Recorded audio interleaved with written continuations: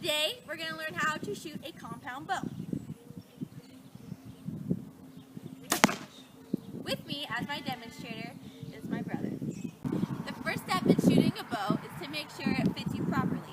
To do this, you have to know your wingspan, which is as wide as your arm goes, and you divide that by 2.5 to get your draw length, which is how far you can draw a bow back.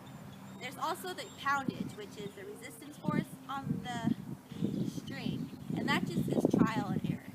My brother's wingspan is 72 inches across, so his draw length is 29, and the weight on the bow is 68 pounds. The second step in shooting a bow is your stance. First thing to do is get perpendicular with the target. Most people put their feet about shoulder width apart, and they have their knees at a slight bend, whatever is comfortable for them. Placing the arrow on the bow.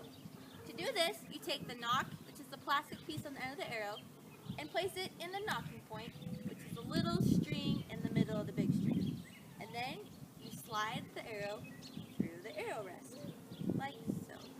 To do this, put your hand through the wrist sling and grab onto the grip with a firm but loose grip. Now you need to put the arrow in. You take the nock, which is the plastic piece on the arrow, and you slip it into the nocking point. Then you put the arrow through the arrow rest. Done. Now it's time to pull the bow back. Before you can do that, you need to take the release and clip it onto the string loop, which is right behind the nocking point. And then you raise up the bow. Notice how the arrow is parallel with the ground. And now you just pull back. And now that your arrow is pulled back, it's time to find your anchor point. And this helps you be consistent when you're shooting your bow. To do this, most people take this knuckle in their hand and place it behind their ear and put their nose on the string so they can locate the peep sight to help them aim. So first we do grip, arrow, nocking, release, drawing back,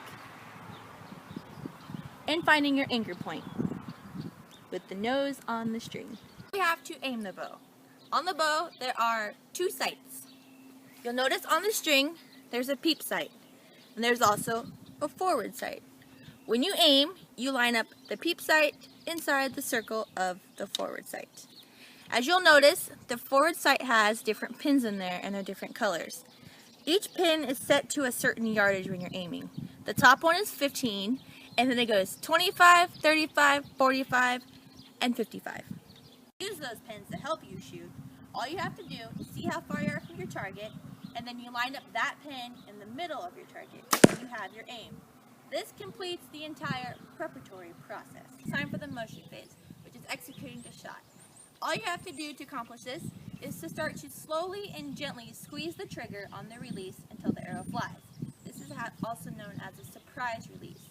You don't want to punch it or quickly jab it because that'll throw off your whole shot and your aim will be totally off. Watch as he slowly squeezes the trigger to make the arrow fly. All that's left in your shot now is your follow through. All you have to do for this is after the arrow is gone, you let the bow fall forward, and since you have a wrist sling on, the bow will not hit the ground, and your release hand just goes backward with the momentum since you're pulling the arrow back.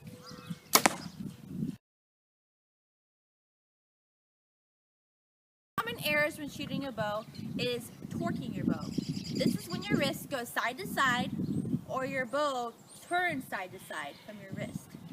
This will throw off your entire shot and impede your aim tremendously. An easy way to fix this is to put a level on your bow right under the forward sight. This will help you to keep your bow steady and level throughout the entire shot. It's having too much of a poundage weight on your bow. This causes you to not be able to pull your bow back very well. This is the correct way to pull it back. Nice and smooth. No arching the back.